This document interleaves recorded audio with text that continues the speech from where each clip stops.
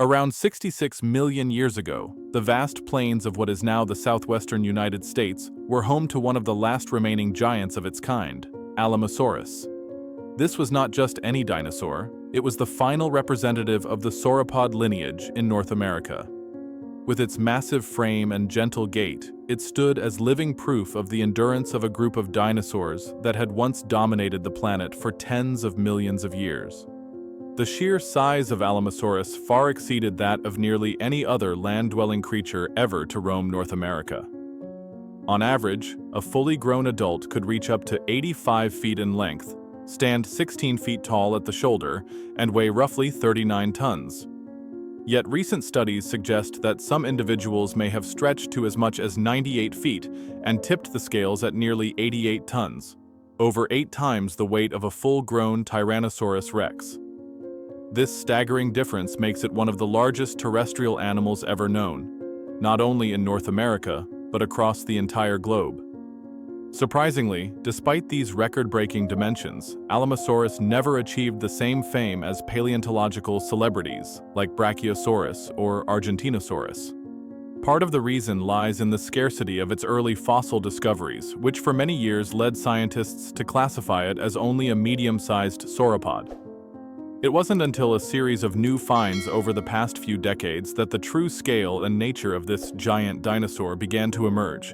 The arrival of Alamosaurus in the final chapter of the Cretaceous period is also a remarkable story in itself. It lived during a time of great upheaval when giant plant-eating dinosaurs had been absent from North America for over 30 million years, only to make a sudden and unexpected return. This reappearance turned Alamosaurus into a symbol of adaptability and survival, standing tall in the face of a world on the brink of catastrophe just before the age of dinosaurs was wiped away by a devastating asteroid impact. The scientific story of Alamosaurus began in 1921 when Charles W. Gilmore, a paleontologist with the Smithsonian Institution, led a survey of the arid deserts of northwestern New Mexico. In a remote canyon, his team uncovered several massive bones protruding from ancient sedimentary rock. Among them were a shoulder bone and part of a pelvis, embedded in a geological layer known as the Ojo Alamo Formation, a fossil-rich stratum dating to the very end of the Cretaceous period. From the moment he saw them, Gilmore recognized that these bones did not belong to any dinosaur species previously known. Just 1 year later, in 1922, he published the first scientific description and officially named the species Alamosaurus sanjuanensis. The name Alamosaurus combined Alamo, taken from the Ojo Alamo Formation, with the Greek word saurus, meaning lizard or reptile. The species name sanjuanensis referred to San Juan County, the region where the fossils were unearthed. From the very start, however, the name led to a common misunderstanding. Many assumed that Alamo was a reference to the historic site, the Alamo in Texas, famous for the 1836 battle. In reality, the connection was purely coincidental. There was no link in history or location. Despite its new name and the potential to capture scientific attention, Alamosaurus remained largely in the shadows for much of the 20th century. The reason was simple. Fossil material was extremely scarce. What Gilmore and later teams uncovered amounted to little more than scattered bones, not nearly enough to determine the dinosaur's full appearance or true size. Based on this limited evidence, paleontologists of the time concluded that it was merely a medium-sized sauropod, not significantly different from other species of its era. This lack of data left Alamosaurus all but forgotten for decades, until a series of spectacular discoveries in the 21st century completely transformed our understanding of North America's last giant. By the early 2000s, the image of Alamosaurus began to change dramatically. At several fossil sites in New Mexico, paleontologists uncovered bone fragments whose sheer size far exceeded all earlier expectations. Among them was a colossal leg bone, a broken femur that, even in its incomplete state, was nearly as tall as a grown adult, and a massive cervical vertebra so large that its width alone was comparable to a standard office desk. The most remarkable find was the best-preserved juvenile specimen of the species ever discovered. Although it was not yet fully grown, the skeleton still revealed impressive proportions. More importantly, it provided the missing pieces that allowed researchers to connect the enormous, previously isolated bone fragments to Alamosaurus with confidence. Thanks to this specimen, scientists could finally reconstruct the dinosaur's body shape and produce more accurate size estimates. The results of these analyses astonished the scientific community. Alamosaurus was not a medium-sized sauropod as once believed, but a true giant. Updated estimates suggest that average adults reached about 85 feet in length, stood roughly 16 feet tall at the shoulder, and weighed around 39 tons. Yet that was not the limit. Fossils from exceptionally large individuals indicate body lengths approaching 98 feet and weights of nearly 88 tons, over 8 times the mass of a fully grown Tyrannosaurus rex. These figures instantly placed Alamosaurus among the largest known land-dwelling dinosaurs, not just in North America, but worldwide. Comparisons with other giants, such as South America's Argentinosaurus or Asia's Ruyangosaurus, show that Alamosaurus could stand shoulder to shoulder with them, and in some cases, may have approached record-breaking dimensions. From being an almost anonymous name in paleontology, Alamosaurus suddenly became the centerpiece of debates about the upper limits of terrestrial animal size. Once Alamosaurus's dimensions were announced, scientists quickly recognized that it was not only one of the largest sauropods in North America, but also vastly outsized every other giant ever to roam the continent. It was significantly larger than the well-known giants of the Jurassic, such as Diplodocus, Apatosaurus, and even Brachiosaurus, species already famous for their extraordinary length and height. The difference was not just a matter of a few extra meters, but also in mass, with Alamosaurus potentially weighing 2 to 3 times as much as its Jurassic counterparts.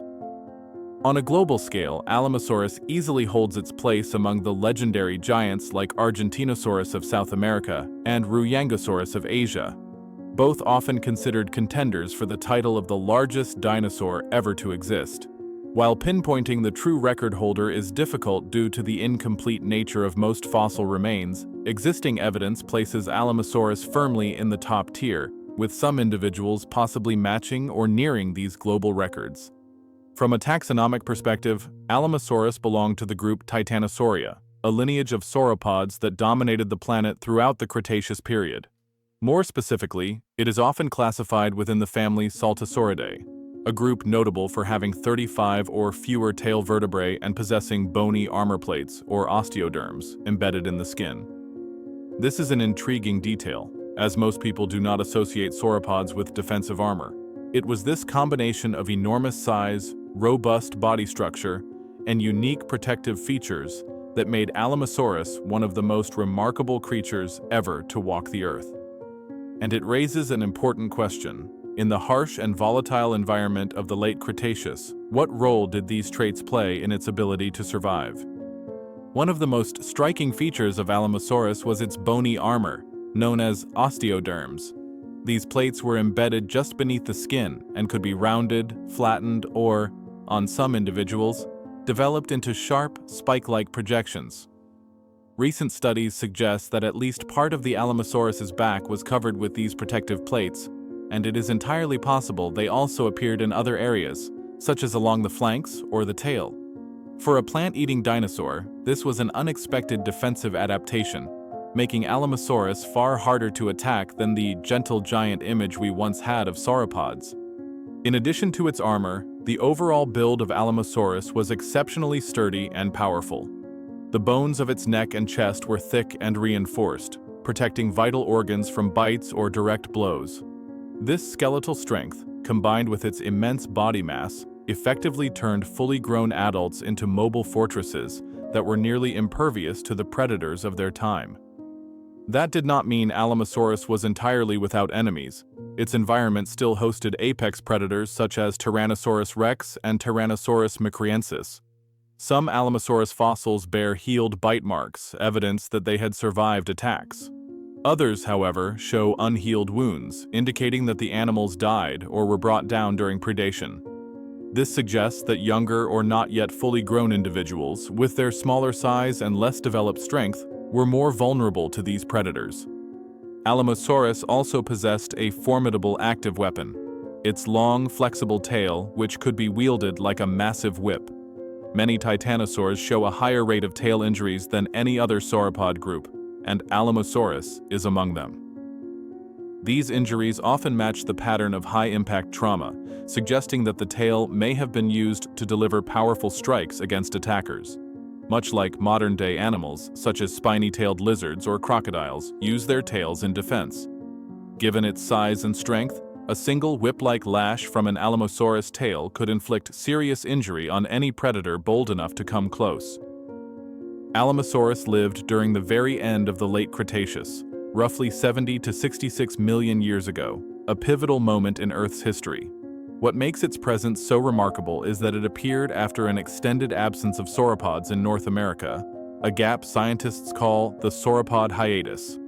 This absence lasted for more than 30 million years, beginning in the mid-Cretaceous and ending only when Alamosaurus unexpectedly reappeared. The reasons for their earlier disappearance remain debated. Evidence suggests that sauropods may have lost the competition for resources to other groups of herbivorous dinosaurs, particularly ornithischians, like hadrosaurs. Hadrosaurs reproduced more quickly, had more varied diets, and were better adapted to changing environments.